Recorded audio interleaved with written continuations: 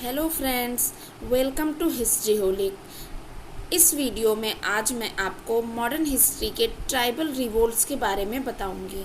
इसके पहले मैं सारे के सारे पॉलिटिकल ऑर्गेनाइजेशंस पे वीडियो बना चुकी हूँ, women and caste based organisations पे वीडियो बना चुकी हूँ, जितने भी न्यूज़पेपर्स एंड जर्नल्स रहे हैं उन पे वीडियो बना चुकी हूँ, और जितने भी मॉडर्न हिस्ट्री के गवर्नर जनरल और वायसराय रहे हैं उन पर भी वीडियो बना चुकी हूँ, जिनकी लिंक मेरे डिस्क्रिप्शन बॉक्स में है।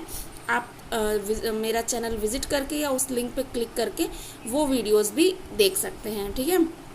And please like, share and subscribe.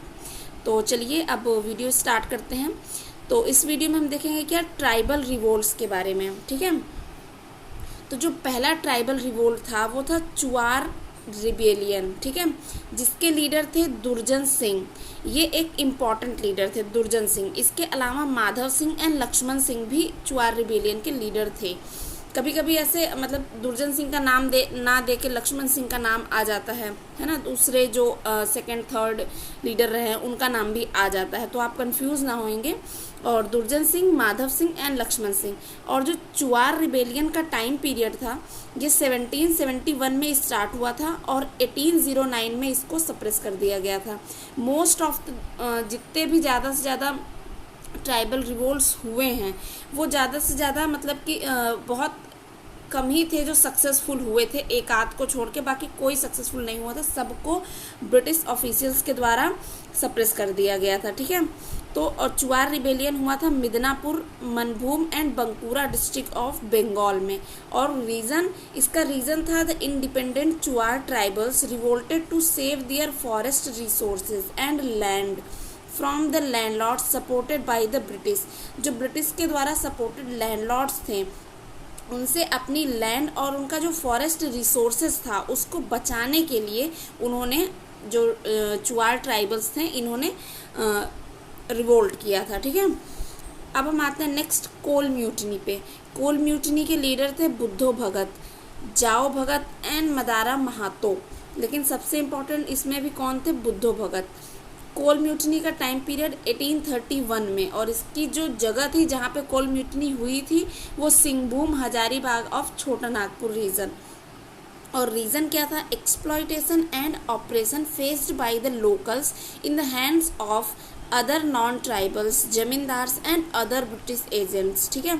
यानी कि जो नॉन ट्राइबल्स, जमींदार्स और दूसरे ब्रिटिश एजेंट्स थे उनके द्वारा जो लोकल्स थे वो जो एक्सप्लॉयटेशन और ऑपरेशन फेस कर रहे थे उसके अगेंस्ट उन्होंने ये रिवोल्ट किया था, कोल म्यूटनी, ठीक है। फिर नेक्स्ट आता है हो एंड मुंडा अपराइजिंग्स। ये एक ही जगह पे हुई थी और ये एक दूसरे से कनेक्टेड है, इसलिए ज़्यादातर ये साथ में आती हैं और अलग अलग भी आती हैं क्योंकि इनका टाइम पीरियड और इनके लीडर भी अलग हैं, लेकिन इनकी जो जगह है वो एक ही हुई थी, एक ही जगह पे दोनों हुआ था। तो पहले हम देखते हैं हो अपराइजिंग। हो अपराइजिंग्स के लीडर थे राजा ऑफ पाराहत, और ये स्टार्ट हुई थी 1820 में और 1837 तक इसको भी सप्रेस कर दिया गया था, और ये हुई थी सिंहभूम में। इसका रीज़न क्या था? जो सिंहभूम का जो ब्रिटिश ऑफिशियल्स थे वो सिंहभूम का ऑक्यूपेशन यानी उसको कब्जे में ले रहे थे, जिसके अगेंस्ट राजा ऑफ पाराहत ने रिवोल्ट किया था। फिर नेक्स्ट आता है मुंडा अपराइजिंग। मुंडा अपराइजिंग के जो मेन लीडर थे वो थे बिरसा मुंडा, ठीक है। और ये स्टार्ट हुआ था 1899 में और 1900 तक ये भी ख़त्म हो गया था। ये भी हुआ था सिंहभूम साउथ ऑफ रांची में। बिरसा मुंडा को उलगुलन भी कहा जाता था, ठीक है। रीज़न क्या था? वही जो मतलब अनफेयर तरीके से इनकी लैंड जो है, जो कॉलोनियल थे, लोकल अथॉरिटीज़ थे, वो सब क्या कर रहे थे, इनकी लैंड जो है ग्रैब कर ले रहे थे, छीन ले रहे थे अनफेयर तरीके से, ठीक है।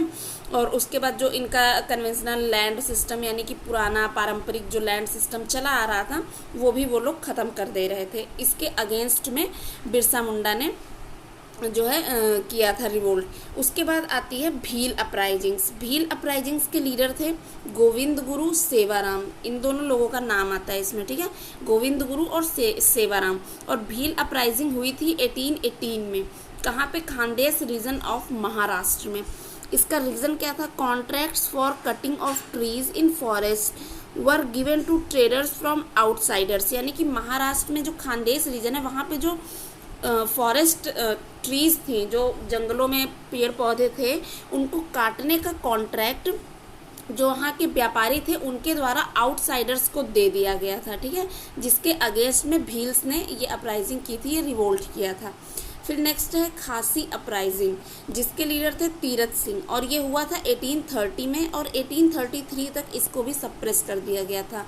और ये हुआ था, इसमें जो खासी और खासी आपने सुना होगा, गारो खासी जैंतिया हिल्स, उसके आसपास मतलब वहाँ पे हुआ था खासी अपराइजिंग। और इसका जो रीज़न था वो था ईस्ट इंडिया कंपनी का project to build a road linking the Brahmaputra valley with Sylhet.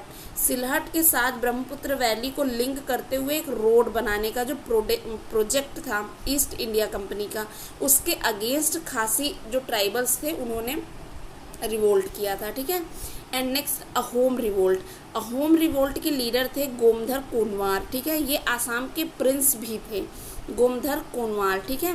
And Dhananjay Borgohain, ठीक है। और ये अहोम रिवोल्ट हुआ था 1828 में आसाम में, और इसका रीज़न था against British occupation of Assam, ठीक है। इसके आप डिटेल में जब जाएंगे तो जो फर्स्ट एंग्लो बर्मीज़ वॉर हुआ था, इसके बाद जो है कुछ मतलब कि इनका जो ब्रिटिशर्स का था, इनका था कि हम आपको आसाम वापस कर देंगे, जबकि फर्स्ट एंग्लो बर्मीज़ वॉर के बाद इन्होंने आसाम का ऑक्यूपेशन स्टार्ट कर दिया, जिसके अगेंस्ट में अहोम रिवोल्ट हुआ था। फिर नेक्स्ट आता है सिंगपो रिवोल्ट, ठीक है। सिंगपो रिवोल्ट के लीडर थे निरंग फीड़ू, और ये रिवोल्ट हुआ था 1830 में, और इसको भी 1839 तक सप्रेस कर दिया गया था, और ये भी आसाम में हुआ था, ठीक है। रीज़न अगेंस्ट ब्रिटिश सुजर्निटी, जो ब्रिटिश जो है सुप्रीमेसी थी उसके अगेंस्ट में हुआ था, ठीक है। एंड नेक्स्ट खोंड अपराइजिंग्स, जिसके लीडर थे चक्र बिसोई, ठीक है, और ये हुआ था 1846 में, और 1855 तक इसको भी सप्रेस कर दिया गया था। और खोंड अपराइजिंग हुई थी उड़ीसा में। And reason ban on Meriah system. अब मेरिया सिस्टम क्या होता है? Traditional human sacrifice practised by the Khonds. जो खोन्स ट्राइबल थे उनके द्वारा एक उनका पारंपरिक जो है एक पारंपरिक आप बोल सकते हैं कि उनकी परंपरा थी ह्यूमन सेक्रीफाइस, यानी कि जैसे कि लोग बलि देते हैं जानवरों की, बकरे की, इन सब की, तो वो लोग इंसानों की बलि देते थे। ह्यूमन सेक्रीफाइस का उनके यहाँ पे परंपरा थी, जिसको मेरिहा सिस्टम बोला जाता था, और उसी पे बैन लगाया था ब्रिटिशर्स ने, जिसके अगेंस्ट हुई थी खोंड अपराइजिंग, ठीक है। इसके अलावा और भी रीज़न थे, जैसे कि इंट्रोडक्शन ऑफ न्यू टैक्सेस, नए टैक्स का इंट्रोडक्शन करना, एंड इन्फ्लक्स ऑफ जमींदारों के अगेंस्ट भी हुआ था। नेक्स्ट आता है संथाल रिबेलियन। संथाल रिबेलियन के दो इम्पोर्टेंट लीडर थे, सिद्धू एंड कान्हू, ठीक है। इसके अलावा चंद एंड भैरव भी इसके लीडर थे। और संथाल रिबेलियन हुआ था 1855 में, और 1856 तक ये भी ख़त्म हो गया था। हुआ था कहाँ पे? ये स्टेट ऑफ झारखंड में। और रीज़न क्या था? Against British east India company and zamindari system, ठीक है। जो जमींदारी सिस्टम था और ब्रिटिश ईस्ट इंडिया कंपनी के अगेंस्ट ये हुआ था। और संथाल रिबेलियन में एक खास बात थी कि ये यहाँ के जो ट्राइबल्स थे उन्होंने ये ओथ ली थी, ये शपथ ली थी कि हमें अपने होमलैंड से ब्रिटिशर्स को हमेशा हमेशा के लिए निकाल के बाहर कर देना है। उनसे किसी तरह की मिन्नतें या छूट ये सब नहीं मांगनी है कि वो हम पे दया करें, कुछ नहीं, उनको अपने होमलैंड से, अपनी जगह से निकाल के हमेशा के लिए बाहर कर देना है, ठीक है। आज़ादी का जो एक जुनून होता है वो था संथाल ट्राइब में, संथाल रिबेलियन में वो, ठीक है। तो इस वीडियो में इतना ही, and please like, share and subscribe. Thank you.